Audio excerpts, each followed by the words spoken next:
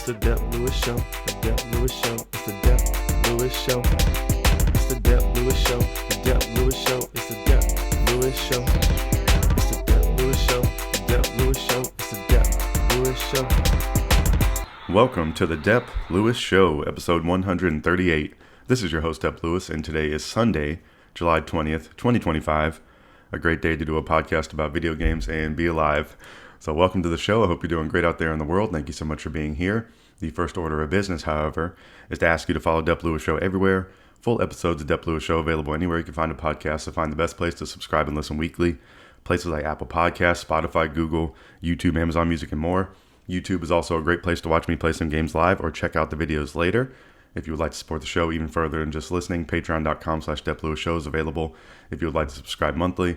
Also, Venmo at Dep Lewis Show is available any day, anytime, for any amount if you would like to support the show. In today's show, we're going to have three sections as always. The first section, I'll tell you about what video games I've been playing since I've last talked to you on this microphone, and there's a pretty gigantic release that just came out, and I've been having a whole lot of fun with it, so I'm going to talk about that in the first section. The middle section, the mid section of the show, it's not mid in quality, it is where I tell you about what is going on around the video game world that you need to know, so keeps you up to date with all the information, releases, news, speculation, rumors, everything you need to know about the video game world in the midsection each week. And third and final section is a break from video games and is the Miscellaneous Talk section, where I usually just keep you up to date with what is going on with my favorite sports teams. But it's just a Miscellaneous Talk section, so you never really know. But most of the time it's going to be me telling you about some of my sports teams losing. And that's the plan for today. So welcome to the show. I really do hope you're doing great out there. I bet you've been playing a lot of the same video game that I have, so that's what we're going to talk about first. So a new game has been released for the Nintendo Switch 2. It's exclusive to the Nintendo Switch 2. It's a full price game, $69.99 US. It released this past week on July 17th, and that is Donkey Kong Bananza. DK Donkey Kong is here. So the back of the box talk on this game is with DK's brute force and Pauline's special singing ability. So you got a cool sidekick in this game. You can crash through walls, carve tunnels with your fists, punch straight down into the ground, and even tear off chunks of terrain to swing around and throw in groundbreaking exploration. The more you smash, the more areas open to explore. So this game released last week. This is the current showcase for the Nintendo Switch 2, and I have been having a whole lot of fun with this. I'm already in the 10 to 15 hour range of playtime on this game. I streamed it twice yesterday for a couple of chunks of hours, and I've been having a whole lot of fun with this game. I think this game is living up to the hype. I think it's exceeding my expectations, and I'm having a whole lot of fun with it. So some of my favorite things so far have been the turf surfing. So Donkey Kong can turf surf, just like Link can shield surf in Breath of the Wild and Tears of the Kingdom, which is one of my favorite mechanics. And now Donkey Kong can just grab a piece of the ground and he can start turf surfing everywhere. And you have abilities that you're earning skill points in this game, so you can put them into the perks and abilities and things that you like most early on, which is nice. So there's some customization there, and then there's a bunch of customization with Donkey Kong's fur, Donkey Kong's outfits, Pauline's outfits, the different items that you put on Donkey Kong have different effects, so they can give you a longer amount of Bananergy. That's been the hardest thing for me to say is banana. It's not banana energy, it's Bananergy. So in this game, you want to have a lot of Bananergy. And that is basically like Donkey Kong's ultimate. So while you're playing, while you're smashing, while you're doing things, you're building up a meter. Once the meter charges, you can unleash Donkey Kong's ultimate, basically when he turns into a giant, even larger Donkey Kong, Hulk smashing everything for a certain amount of time. And it plays music during this time that sounds very, very similar to Splatoon music. And I'm saying that in the most what's the word? Reverential, having reverence for. I love the Splatoon music, so it sounds like it a whole lot. I would dare to say it's created by some of the same people or the same studio or something like that. And it's some amazing music, and the music overall in this game is great. So, excuse me. So that's a little bit about getting into the turf surfing and just the overall mechanics of the game. So you can customize your donkey, but then there's also just great basic controls to this game, and I wouldn't call them basic, but there's a bunch of different things you can do. You have your punches, you have your ground punch, which is basically like your ground pound. You can unlock a double jump. Basically, you can grab a piece of rubble and then double jump. You can do charge punches. You can do spinning jump things. There's all sorts of other I'm probably missing a few of them in there, but the controlling Donkey Kong feels especially good in this game. The amount of things the things that you're capable of doing and getting around the world, I think is extremely fun. So I've been having fun with that. The clothing and the fur colors. Putting punch on the back triggers is a note that I wrote. So if you have a Pro 2 controller, I've been finding different ways, and a lot of these recent games I've been playing to actually utilize these back triggers on the Pro 2 controller, and it's been pretty nice. So I've been putting punch on the back trigger, on the back right trigger, and I should probably do it on the back left as well, because I read somebody online put it on both, and I'm like, I should do that as well. So that's something to think about that you might be forgetting if you never had a controller with back paddles like myself, that I'll get into the game and not realize that I have these options for these extra controls, and they're actually pretty useful. So in this game especially too, you're doing a lot of punching back to back. So you're punching and then you're stomping to pick up things, to pick up the gold and stuff around there. So you're doing a 1-2, 1-2, 1-2 pretty rapidly with your buttons. And if you have them on the back triggers, I've found it makes it a little bit easier, and you can go smash some more things up in a more efficient manner. So just a good tip. I don't know if I think the back triggers are groundbreaking, but I think it's a really nice luxury on a controller, and I think it's something that you should try to use more. I'm talking to myself here as well, because it is extra nice to have, and it's just a nice little added benefit, and why not try to use it? That was one of my notes. One of my notes in this game, so Pauline is your sidekick. She starts off as a rock. I guess she was turned into a rock. I think some of these other people in this world have been turned into rocks or something, and she gets saved. I guess Donkey Kong kind of saves her, and they're on a mission together to get to the center of the earth. All the bananas have been stolen by the Void Kong, and the mission is to get to the center of the earth, or wherever wherever DK lives, I guess, and go save the day. So the whole thing is you're starting from the top, you're going down, down, baby, and you're trying to dig your way to success. The clothing. Yeah, the one thing that Pauline says, so Pauline in this game, we've seen Pauline in Mario Odyssey, we've seen Pauline, I guess, in some other Donkey Kong games. I guess she's originally from Donkey Kong, I didn't write down the Pauline lore, but we've seen her in some other games. She's normally not a child, and in this game she's a child, so that's an interesting thing. So we're seeing some really, really old Pauline backstory here, so some Nintendo history going on in the game. And Pauline also says the teleporter. I want to figure out why she says it like that. The teleporter for the teleporter. I can't put together why she says it. It sounds funny. I don't know if it's just like a cutesy thing that she's mispronouncing it. I don't know if it has some real meaning. I don't know if I'm just being stupid, but if anyone knows what a teleporter is, I haven't just Googled it yet because I don't know. I'm sure other people are picking up on why she's saying that, but I really don't know. The fighting in this game is fun. So that is one of the things that I have not been scared away or shying away from any of the fights in this game. It's all been pretty fun. Donkey Kong is pretty strong. He has some good moves in his arsenal, and a lot of the fighting has been generally pretty easy as long as you're not getting hit. You're just trying to go in and smash things. One of the words of advice I would have early on in this game, if you don't know what to do, just punch something. And then you also have the mechanic where you can go see your primary objective by holding, I guess, it's like left bumper basically on the Pro controller. And you hold it down and Pauline will sing and it'll kind of guide your way of where you need to go. And then it took me a while to understand how this game was set up, like structure-wise. But it basically is in levels. There starts 100, 200, 300, 400. There's different sub-levels within those, but you're trying to make your way down, low, low, low. So I don't know how far low it's going to go, but I believe I'm in the 400 area.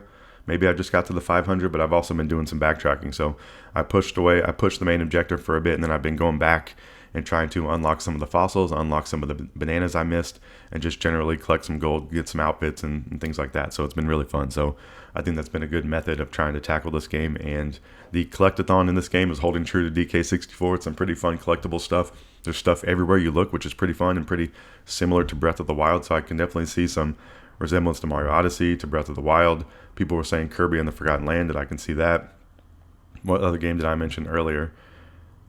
Obviously, some Donkey Kongs. Oh, yeah, I even mentioned the Splatoon music. So, this game has a good mismatch of stuff, but I think it's unique in what it's doing. So, I've been having a whole lot of fun with this. There's even some 2D sections. I've only encountered one of them. And the thing that has surprised me most about this game is not...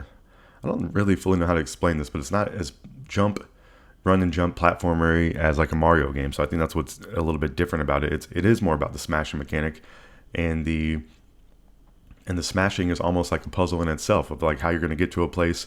You just got to smash through it, but you got to figure out which way to go and how to navigate the world is basically one of the biggest tasks of this game. But it's not basically just like a pinpoint run and jump kind of thing, because Donkey Kong is like the Hulk. So I guess that kind of fits his character appropriately here, where you're not really doing like finesse moves with Donkey Kong, but there is some finesse to the strategy that you have to do to try to get to your goals or get to the bananas and things like that. So I found this game to be pretty easy with the encounters. Like the fights haven't been too difficult. The enemies are pretty much just a one punch or couple punch kind of thing. I think it's really similar to fighting an Astrobot, where it's very simple, but it feels nice.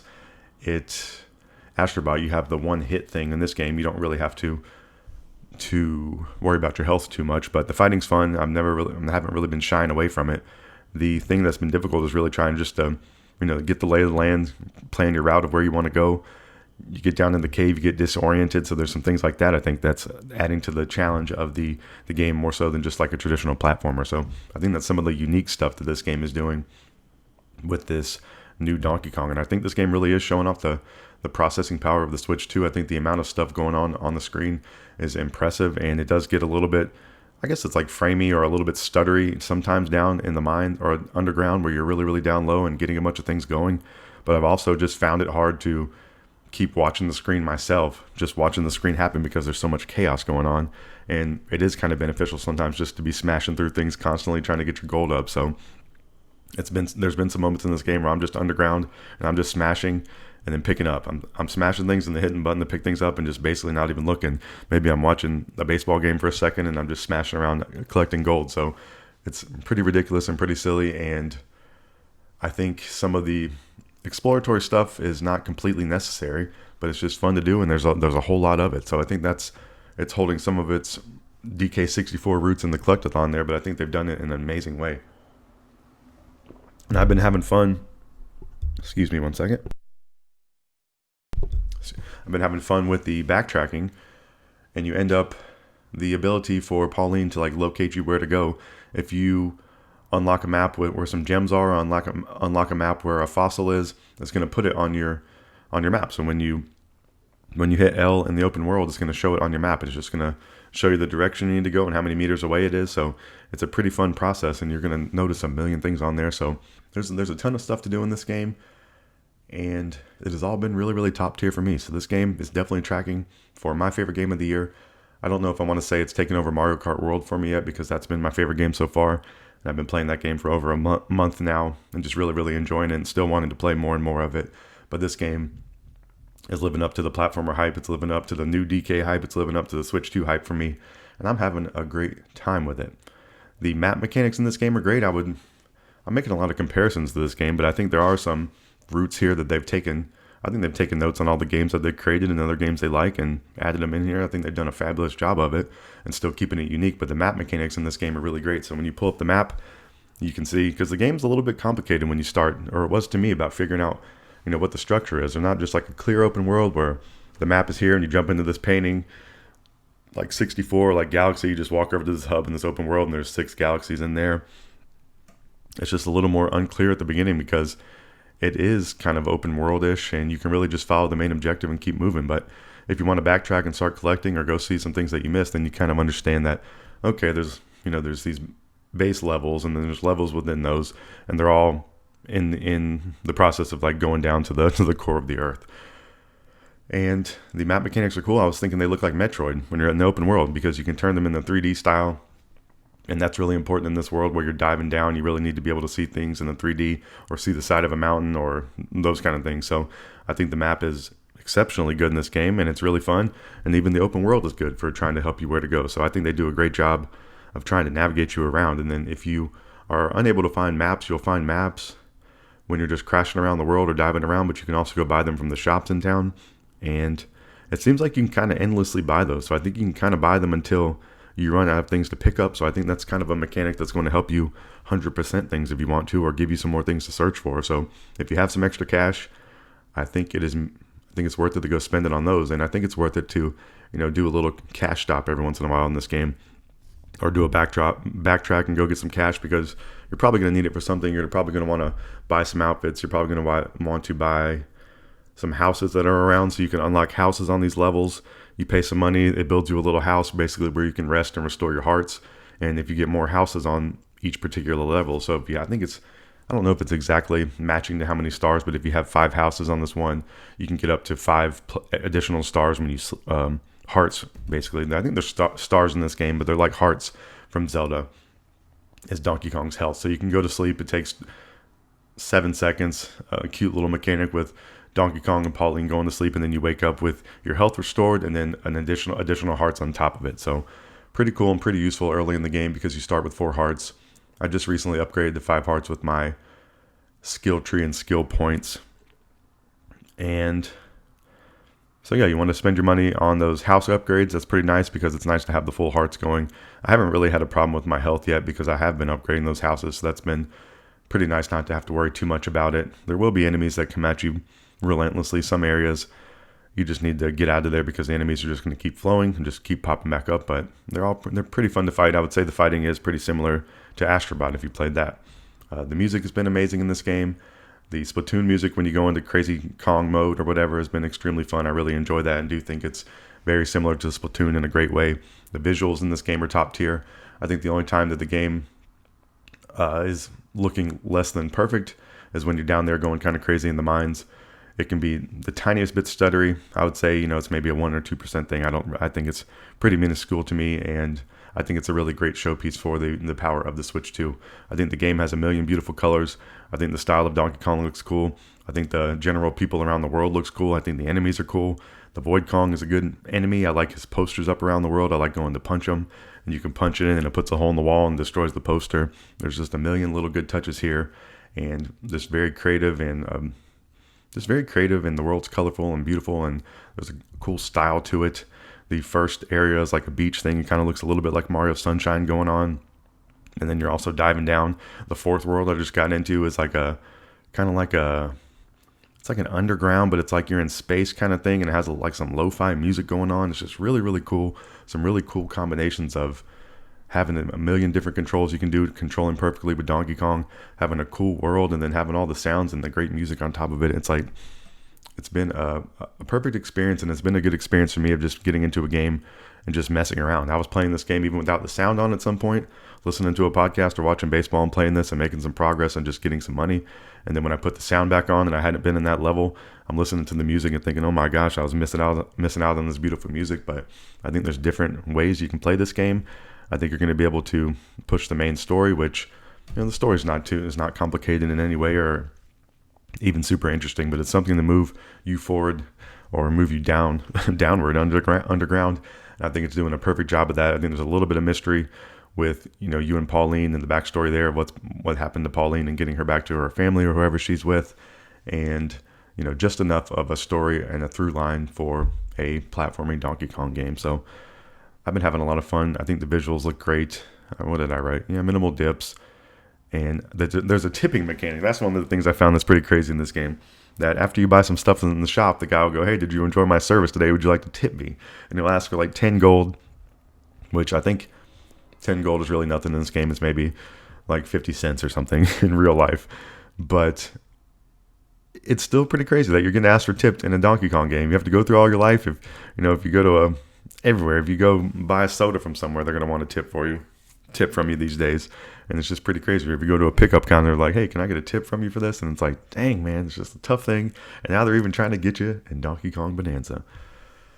But overall, I'm loving this game. I'm trying to think what else I want to say about it or tell you about what's going on with it. I think you can definitely go watch my YouTube. There's 2 live streams of me playing it there if you want to go check out some early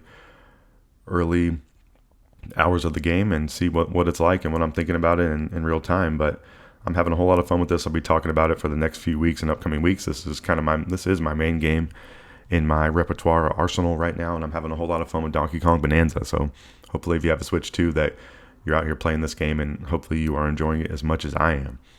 All right, anything else? Let me rack my brain. Just want to make sure I'm trying to tell you everything this week I really, really like about this game. Because I don't really have any negatives, I would say. No, I just really like it. So go Donkey Kong Bonanza. Having a great time with it. All right, so that's been taking up my weekend for sure. Like I said, I'm 10 or 15 hours into that game already, so I've been putting in some work and having some fun, and doing the streams have been helping that.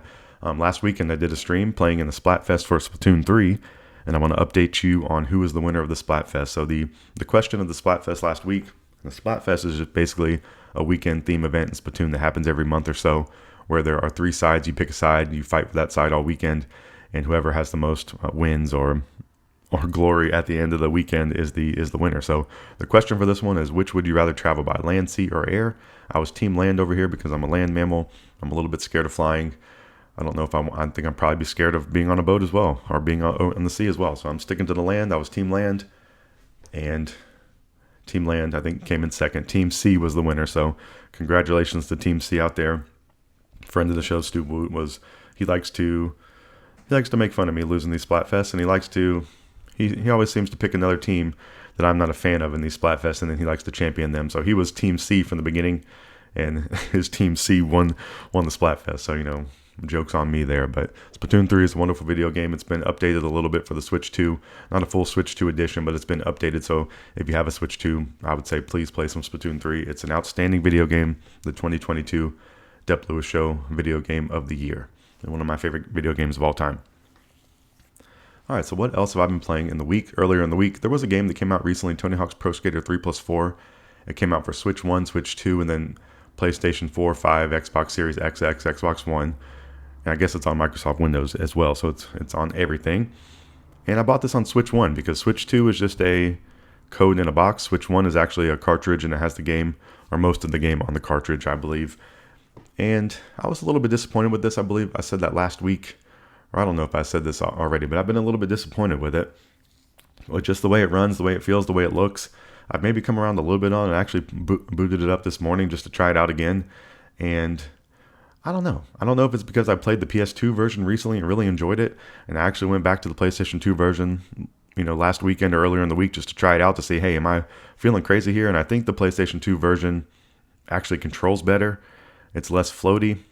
I was writing about the frame rate on there, but it seems silly to be comparing a frame rate on a Switch to a PlayStation 2. But then I'm remembering right now, I Googled which has more processing power, and some people were even saying that the PlayStation 2, or were saying that they're not that far off, and I think that's pretty crazy. So I don't know what I fully think about that, but this was bumming me out a little bit. But I don't know if it's just me having too high of expectations, or have just like I was saying, I've played Tony Hawk Pro Skater 1+2 remake on PlayStation 5, or I played it on Xbox Series X and S, so I've only seen it kind of in the best version, and I don't know if it was just a downgrade to me. It seems like a little bit complainy. But when it gets down to things like the controls not feeling as good, I think that's kind of where you lose me. But I'm going to try this out some more, see if I can get used to it. When I was playing it this morning, I wasn't getting immediately used to it, so I really don't know what's up with it. But that's been my Tony Hawk's Pro Skater 3+4 story. And I've thought about purchasing it on PlayStation 5, but I just don't know if I need to. I have the PlayStation 2 version. I played it earlier in the year. I beat the campaign on a whole bunch of characters, and I think the only thing I'm missing out on is 4 here. So maybe I'm just going to pick up a copy of Tony Hawk's Pro Skater 4 on PlayStation 2 and try that out at some point. Would be my next maybe Tony Hawk mission. But I think this game looks pretty good on the PS5 version, but I don't know how much people have been. I think this game's kind of fallen off a cliff of people really talking about it, and that's kind of sad because Tony Hawk's Pro Skater 3 is I guess it is my favorite Tony Hawk game of all time. So a little bit of a bummer on this, I would say, in general.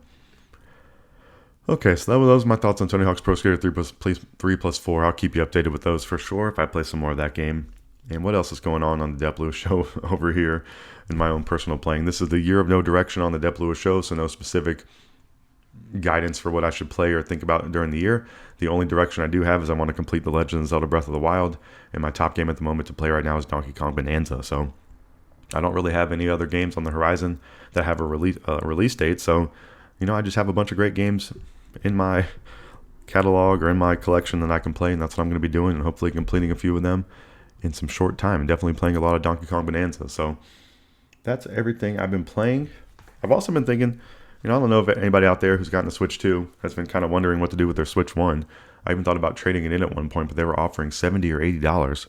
And I think that was for an OLED. I don't know if they misunderstood that mine was an OLED, but even offering $70 or $80 for original Switch 1, I think it would be worth keeping because it's a wonderful console. But so I ended up keeping it, which I'm thankful for. And I think I had the thought yesterday where maybe I'll just turn the Switch 1 into a retro console. I have all these collections and remasters and things like that, and just download them all on there and I can download the Nintendo Switch online for like N64 and Super Nintendo, and basically just use it as a retro machine. So I've been going down the retro kick, and it's been fun to buy some actual, what do they call it, OEM, or some like original hardware, and having those and buying a few games. But it's also nice to have the convenience of having them all on the Switch, being able to play with a Pro Controller, having them all in one spot, so it's a little bit of the best of both worlds. And that's kind of my idea for the Switch One now. So I just wanted to bring that up on the show because I think that, you know, a lot of those collections too don't take up a lot of space. I have an extra SD card in that Switch, so I have a ton of space on it. So I think that's going to be a good use of it. And I have a whole stack of like remasters and collection of physical games that I bought too. Like I have the Capcom Fighting Collection, I have the Atari Collection, I have the Super Mario RPG, Paper Mario Thousand Year Door, and a whole bunch of other like older games. So maybe just kind of focus on playing those on my old Switch because they're not really in need of any of the upgrades for Switch 2 necessarily. So a little bit of a Switch 1 thought, and those are all of my personal video game thoughts for the week. So that's everything I've been playing. I've been playing Donkey Kong Bonanza, Splatoon 3, Tony Hawk's Pro Skater 3+4, and it is still the year of no direction on the show. It's going to be a lot of platforming to end the year, it looks like. It was a lot of racing over the last couple months. Maybe get some more racing in the mix. Well, yeah, probably sticking with the Mario Kart, and you know, that's the plan, platforming and racing. I think that's going to be how I'm going to end the year, maybe with a little bit of dash of RPGs in there. So I think that's how it's going to go. So thank you so much for listening to the first section of the show. We are going to take a quick break. You're going to hear some music. We're going to come back for the midsection where I tell you about everything going on around the video game world that you need to know. So please listen to this music and come right back after this.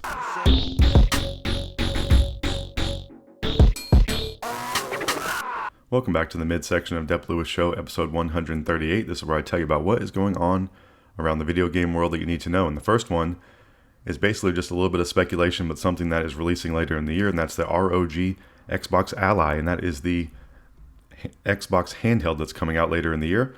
I don't believe we have a date for it. I guess it's Q4 of this year is the plan, and there's a little bit of speculation on the price, and there's a rumor out there. So the ROG Xbox Ally is going to have the power of the Xbox, the freedom of Windows, and the craftsmanship of Rogue, or ROG, is what they are touting. There are going to be two options: an X version, which is the black colorway, 24 gigs of RAM and 1 terabyte. The base version is going to be a white color and 16 gigabytes of RAM and 512 gigabytes of storage. And the price speculation between those two SKUs, $700 for the base version and $1,050, so $1,050 for the X version. So basically $700 and $1,000 between the two. So very expensive. People are pointing out more expensive than an Xbox Series X console, but this is going to be a handheld version of them. So I am not completely sure if you're going to be able to download any game that you own on Xbox to this and play it. I think that's what's being sold here, but I am not sure. I'm not sure if you can run Steam on this thing. I am not all the way sure how these work. I think they have Windows on them, so I mean, I guess you can do anything that you can do on Windows, and you're going to be able to also pull up an Xbox guide or tab in here that's going to pull up the Xbox interface. So I think it's definitely interesting. Definitely something I would like to have if I just won the lottery, or if Xbox would like to send me one. I would love to play one and talk about it. So I know you're listening out there, Xbox, but this is just something cool. I definitely think the price excludes me from even trying to think about getting one, or even really like seriously thinking about getting one, because I just think it's too expensive, and I don't know if I want one that bad, really. Maybe if it was in the $400 or $500 range, maybe even $600, I would possibly think about it. You know, even seeing the $700, I think that's right above what I would want to be trying to spend on this, because I have the Switch 2, and I've been enjoying the Switch 2. But the other argument is I've been playing a lot of handheld. I'll probably be playing more handheld, you know, as the years go on. I just kind of feel like it. There's more options for it. The handheld stuff's getting better. It's becoming more one-to-one of what you can see on your TV. And I think it would be nice to be able to play the most modern games in handheld. And I don't think the Switch 2 is quite there yet. And I don't think it's really going to get there during the life cycle of the Switch 2. I think it runs a lot. I think it has a better shot, and I think it runs more third-party stuff better.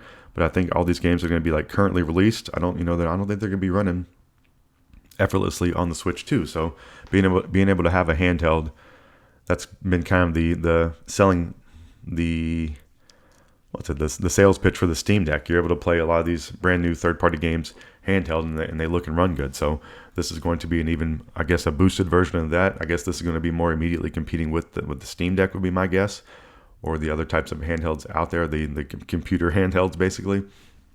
But I think this is going to be a cool one.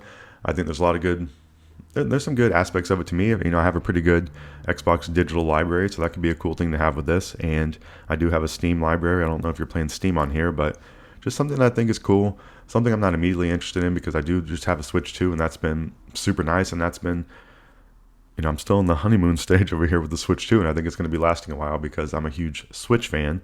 But just something interesting for the video game world. We're getting some price speculation out there. So $700 for the base, $1050 for the more powerful version, and that's for the ROG, the ROG Xbox Ally. That's coming out later in the year. All right, so I definitely have some interest there, and maybe you do too. Okay, there's another product from a company called Analogue, and I think these are pretty interesting. I would like to have these one day. These are kind of on a wish list of mine, and there's been an update to the Analogue 3D, which is the reimagining of the N64. So a lot of people probably know about the Analogue Pocket out there, and they actually have another one, a prior console for some older generation consoles. But the Analogue Pocket is basically, I think it's $220, $210. It's a device where you can play all the original Game Boy, Game Boy Color, Game Boy Advance games, and there's even attachments to play other types of handheld games on it. It has a beautiful screen on it. It puts them all in color. It gives you save state options.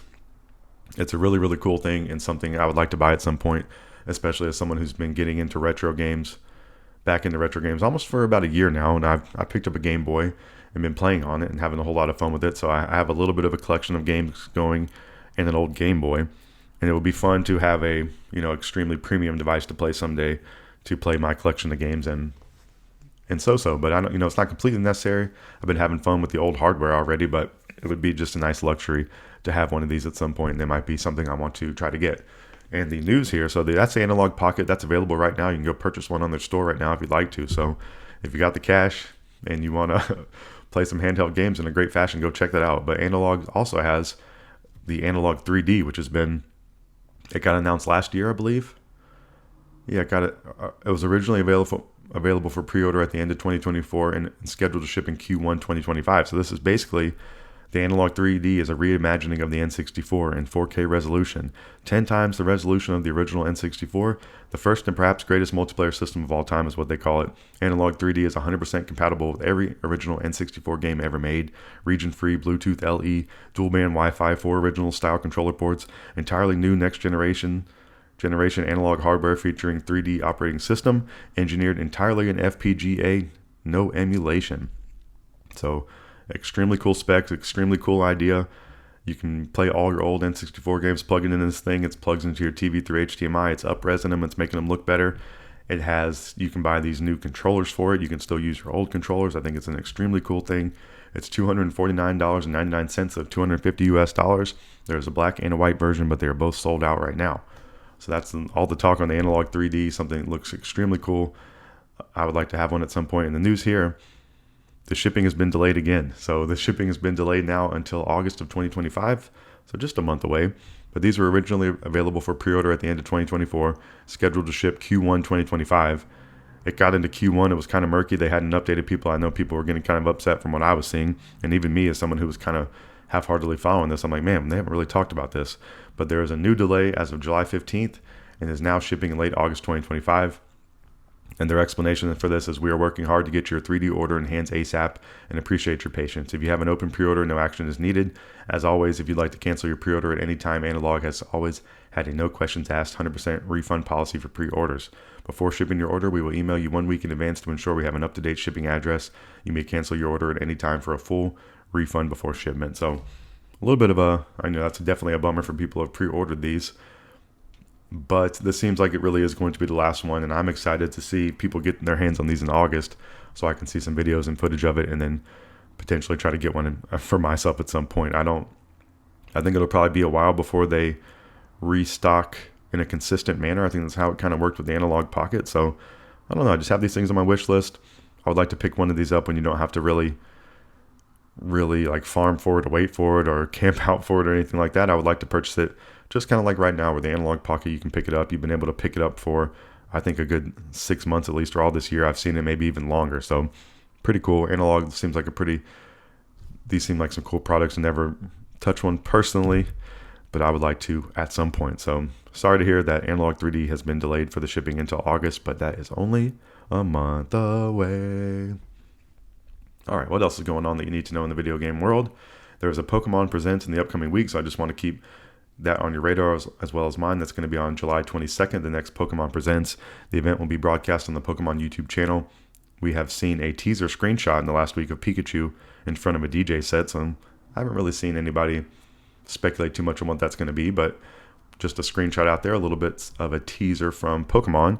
And the only other thing we know is Pokemon Legends E3A is going to release on October 16th, 2025, so we'll probably see some more of that, but always interesting. I love these showcases that all these companies, not all these companies do, but they're fun to watch. It's fun to get the news, and it's definitely fun to talk about on the Dep Lewis Show, so I'll be telling you about what happened on the Pokemon Presents on next week's episode for sure. Alright, what else do I have for you? Some game updates, a couple game updates. Super Mario 3D All-Stars is a video game, and it's been updated to version 1.1.3 for improvements on Nintendo Switch 2. That's the news here. So this update is available as of July 14th. Several issues have been addressed to improve gameplay on Nintendo Switch 2. So I think this is pretty important. I think this is a good note for most Switch 1 to Switch 2 games. I think if you really want to see a difference, they have to have some type of patch or some type of tweaking or some type of work done. I don't think the games are automatically going to run better for the most part. So it's nice to see. This is like the good sign off, like, hey, if you really want to play this on Switch 2 now, I think it's the perfect time to. And I think it's a really cool thing that they're doing and putting work into, and I'm appreciating it. And the other part about this, so if you don't know about Super Mario 3D All-Stars, it was released for a limited time on Nintendo eShop to commemorate the 35th anniversary of Super Mario Bros. Owners who purchased the digital version of the game, like myself, before March 31st, 2021, can still play its entire contents and can also re-download it from Nintendo eShop if the software has been archived or deleted. So this includes Super Mario 64, Super Mario Sunshine, and Super Mario Galaxy. So this was something that I don't know why I wasn't remembering this, but I went to look up the price for this on the eShop today and noticed that this game is not listed, and it has not been listed on there since March 31st, 2021. So I've been taking for granted that I have this in my digital library, and also taken for granted that I should have picked up a physical copy of this, because what a cool physical copy to own. And the current price right now for the physical copy of a complete in-box edition, not even a new copy, so this is, I guess if you want to buy a new copy, I think they're like $117, but a complete in-box used version of this game right now is going for $95, so pretty expensive, a pretty penny. But I would love to have this because it's a cool thing, it's a cool package, and as we've seen with some of these, or as we've seen with digital games, they can be taken from you at any time. So if you want to be able to play this game, you might want to have the physical copy. Not that it's going to guarantee you be able to play it anyways, completely, blah, blah, blah, blah. I know all that kind of stuff, or I don't know all that kind of stuff, but I'm sure there's some way they can make your cartridge not playable, but who knows. But just something interesting. I'm thankful to have this digitally, and I need to keep it downloaded, I guess, because you never know when they're going to completely take it away, if they ever do. But just interesting. It's been improved for Switch 2, and that's the Super Mario 3D All-Stars package. All right, another video game that's getting an update in the upcoming week, and it's actually tomorrow. It's the third major update coming on July 21st for Fields of Mistria.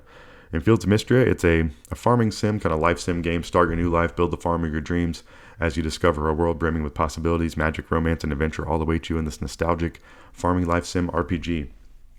So this game was developed and published by NPC Studio, and the reason I like to keep up to date with this game and just mention it a lot is because the great Sarapod, someone I like following and watching on the internet, Sarapod Zorski, is the Fields of Mistria social media and marketing manager. So please go check this out in honor of Sarapods. This update is the third major update. This game's in early access still. It's $13.99. You can go purchase this game on Steam.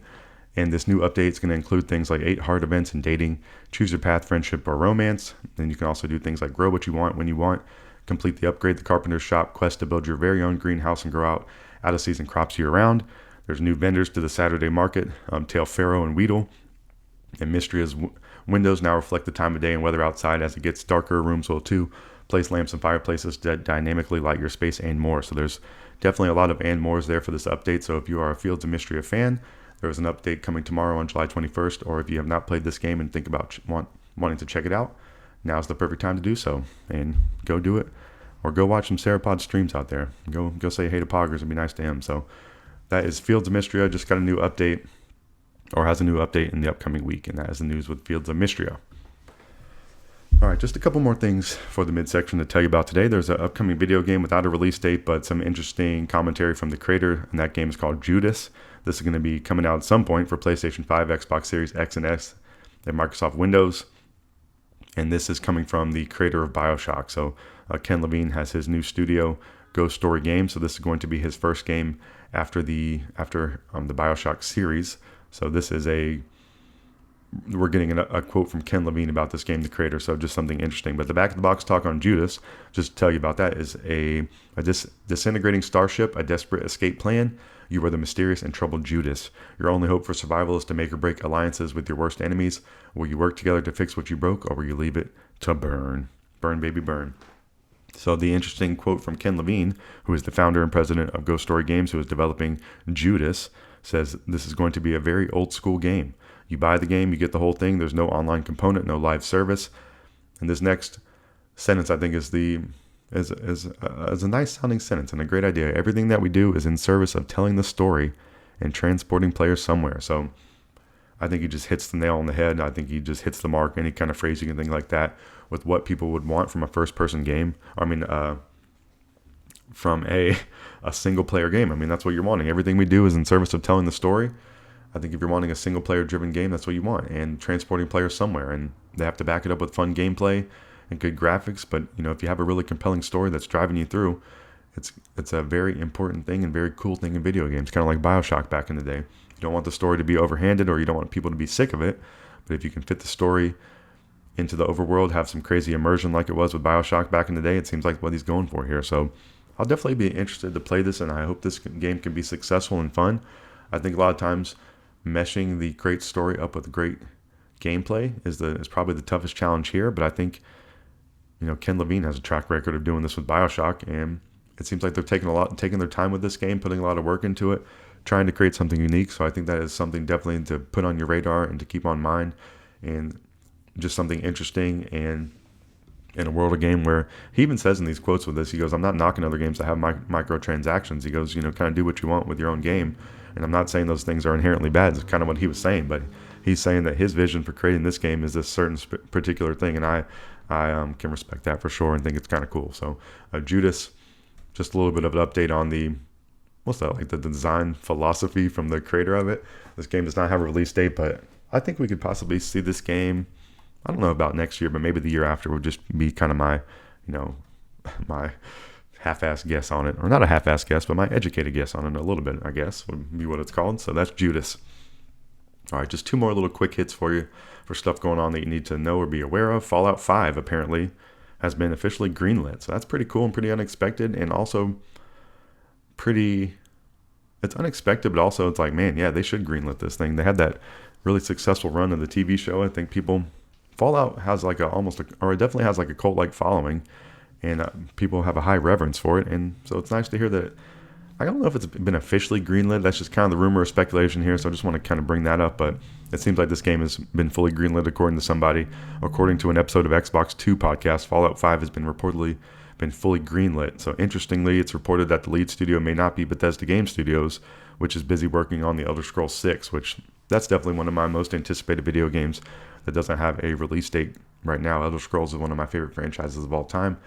And the last mainline Fallout game was Fallout 4, released in 2015, developed by Bethesda Game Studios. So it's been a decade since we've had a mainline Fallout game. We had Fallout 76 in between there, but it does seem a little bit, peculiar, a little bit suspicious that they haven't gone back to the Fallout well, because I think it's one that even older gamers like me, and even gamers older than me, and then I think young people even who are fans of the show and just in general, I think it's one of those franchises that kind of bridge the gap and is a really interesting thing. And it's a little, I guess they just messed up 76 so bad that it really just put them off track. They had to put all that work into kind of adding more content into it and fixing it or fully fleshing out the game. So I don't know, maybe just some poor management, maybe, too many eggs in one basket. I don't know if that's the right phrase. But, juggling too many things, I don't know. But Fallout 5 is apparently greenlit, and that's cool news to me. All right, the last little bit of news I want to shout out is just kind of a sales update on Metaphor ReFantazio. That's a game that came out last year, developed by Atlas/Studio Zero, and released October 2024 for PlayStation 5 and 4, Xbox Series X and S, Xbox Cloud Gaming, and Microsoft Windows. It is currently $69.99 US. I've seen it on sale a lot recently, though, so if you want to check out some Metaphor ReFantazio, please, you might be picking it up for a sale at this point. This is a game I played some last year. I would like to play more of. I think I don't fully understand Atlas games more, but I'm understanding the structure and the setup of the games and what they're doing So I think that allows me to be a little bit more adventurous with trying out some of these games, or maybe not adventurous. I think sometimes if I don't understand what's going on, maybe I just will dip out of the game. But I think I understand the general structure of these Atlas games more and more. So I think it's going to allow me to have more fun with them in the future. So I want to go back to Metaphor at some point, and with my new knowledge and my new liking for the structure and understanding, to go back and play some more of it. So in Metaphor ReFantazio, the back of the box talk is: after his assassination, the will of the late king decrees the next monarch to be elected by the people. Forge bonds and win over a kingdom divided in this award-winning fantasy RPG with turn-based and action combat, party customization with powerful archetypes, and hours of exploration. So the news here for Metaphor ReFantazio was it has officially sold 2 million units worldwide. So, just congratulations to them. Metaphor ReFantazio, before it came out, a lot of people were cracking on the name, maybe myself, but I think it's cool. They came out, they were creative, they were taking a risk, they were taking a shot, and they delivered the goods. I think, this game has been critically acclaimed by everybody who likes these styles of games. I haven't heard really too much critique on this game, and it's been on sale recently, which is nice too. It sold 2 million copies, and the character designer, Shigenori Sojima, has said thank you so much to everyone who has supported it. So I just wanted to point out that game's been putting up some numbers. I think a lot of the games that Atlas make are selling pretty well worldwide, so I think it's just something that's good for fans of those. And I'm sort of a more recent fan of Atlas, and it seems like that's a really strong, healthy studio. We're going to be getting a lot of great games from them, for the foreseeable future. So I'm just excited about that. I've been playing a lot of Persona 3 Reload. I would love to see that come to Switch 2. I would love to see Metaphor ReFantazio come to Switch 2. I think that's been a little more rumored than Persona 3. I think we might see Metaphor ReFantazio get announced sometime this year, would be my guess. Or at least get the announcement for the Switch 2 version. And I think I'm holding out a little bit on waiting to play some of these things on my Switch 2. Even with Persona 3 Reload, it's been a game, I don't want to say I'm infatuated with it, but I'm really, really like it. I think the style of it's cool. I think the music's cool. I think it's fun to play it. I've played it. I've had a couple starts on files here. I think it's going to be a game that I complete someday, and I would like to be able to do so on my Switch 2. But I also don't think I can. I just like playing that game. It's fun to go hop in from time to time and play it. So I'm going to maybe play multiple versions of it, but I'm just becoming more of an Atlas fan as time goes on. And Metaphor ReFantazio has sold 2 million copies, so you probably played it. Or, if you haven't heard about it, go check it out. All right, so that's all the news I have for you this week. That's everything I could think of going on around the video game world that I want to tell you about. So we talked about the ROG Xbox Ally, the price speculation. We talked about the Analogue 3D. We talked about the Pokemon Presents coming in the upcoming week, the update to Super Mario 3D All-Stars. We talked about Fields of Mistria. We talked about Judas. We talked about Fallout 5. And we talked about Metaphor ReFantazio. So that's everything I have for you. But we have one final section of the show, which is the Miscellaneous Talk section, which is where I can talk about anything I want to outside the video game world. And that's going to be coming right after this music. So it's going to be a quick break, and then come back for the final section of this show after this.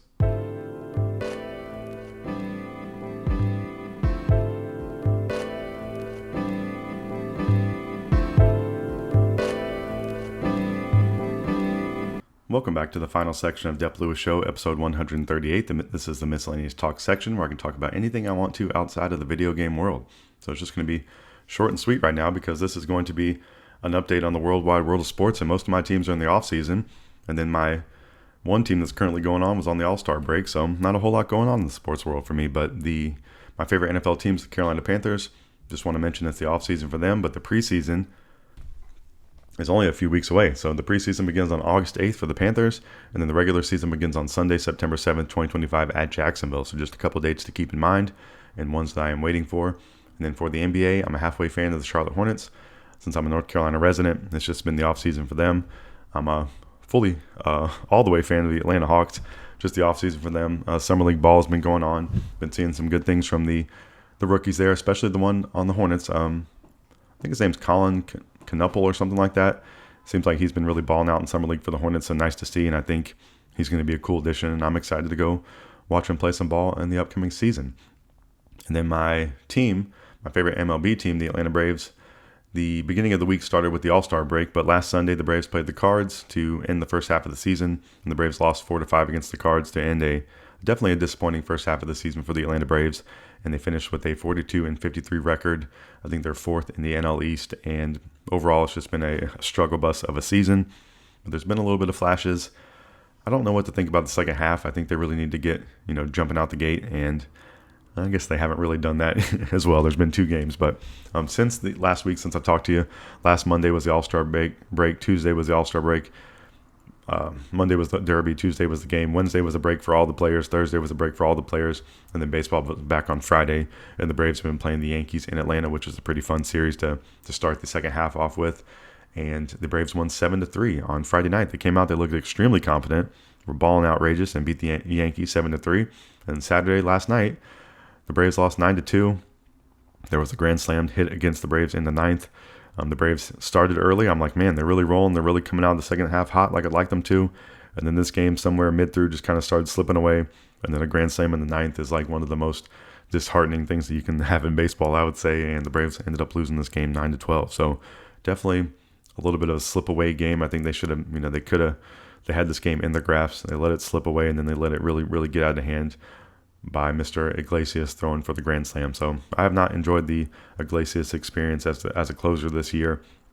It's been very familiar to Will Smith, who, Will Smith was there through the championship run, had some good moments, but there's just something about these 2 pitchers that when you see them get on the mound, you don't really have confidence, or you just have you're thinking it's either he can either be lights out or it can go disastrous. I think that is the yin and yang of these particular pitchers for the Braves, and I think that makes them hard to watch. And nothing to them as a person, but just as a baseball commentary, it's a little bit rough out there, and this was another example of that last night for Iglesias. So the Braves get another crack at the Yankees today. I think it's at 1:35, so about a couple hours away in real time from when I'm recording this podcast. So I'm excited to watch that today. It's been fun to have baseball back, and it just reminds me of how much I enjoy watching baseball, and I miss it when it is gone. So next week for the Braves, they are going to start off the week with 3 in Atlanta versus the Giants, and then there's no game Thursday, and then 3 at Texas against the Rangers to close out the week. And a couple friends in real life and friends of the show are going to be going to that game. A friend of the show, Stu Woot, is a Texas resident, and a couple friends are flying out there to go to the games and watch them. So going to be extremely fun. Going to be some cool trash talking. Globe Life Field, if you've never been to it, in Texas and Arlington, is extremely cool. It's air conditioned in the summer. It has a retractable roof, so that means it's a super clutch when it's extremely hot there in Texas, or where I've lived before in the Carolinas, it's very hot as well. So having some air conditioning is super important, and they have a cool that ballpark is extremely cool just in general from the ballpark alone, and then all the area surrounding it. There's all sorts of places to go eat and drink and get some. There's even like a gas station you can stop into and buy stuff, or it's just like a convenience store. It's just really, really cool. It's its own little kind of area. So there's a bunch of parking around there. It was extremely enjoyable to go. I went a couple years ago to a couple games out there and just had a whole lot of fun. So Globe Life Field, extremely cool. I'll definitely be having some FOMO from all my friends going out there to see it, and friend of the show, Stu Boot, going and hosting those guys and having some fun. So shout out to them, and I hope the Braves are going to be bringing the brooms out, and just shout out to baseball being back, a wonderful sport, and I am thankful it is back on TV. So that's really everything I have for you for the miscellaneous talk section. Not a whole lot going on in the sports world. We'll have more Braves baseball to talk next week, and then we're going to be getting into football season. I guess training camp's got to start pretty soon, and we'll be back in kind of getting in the swing of fall. The summer's been flying by over here in the world, and we'll be back in multiple sports season soon. But I'm glad baseball's back because that is the main one I'm wanting to watch. All right, so that's everything for the miscellaneous talk section. We talked about all my favorite teams: the Carolina Panthers, the Charlotte Hornets, the Atlanta Hawks, and the Atlanta Braves. And that's everything for the miscellaneous talk section. And that's everything for the entire show today. So just thank you so much for listening. I want to reiterate some promotional talk from the beginning. Please follow Dep Lewis Show everywhere. Full episodes of Dep Lewis Show available anywhere you can find a podcast. Find the best place to subscribe and listen weekly, places like Apple Podcasts, Spotify, Google, YouTube, Amazon Music, and more. So if you enjoyed this show, if you heard it somewhere, if you got prompted to listen to it, please, if you have your favorite place to go listen to podcasts weekly, please go follow me there, and you will be able to listen to it and keep up to date with this show, which I would love for you to do. YouTube is also a great place to watch me play some games live or check out the videos later.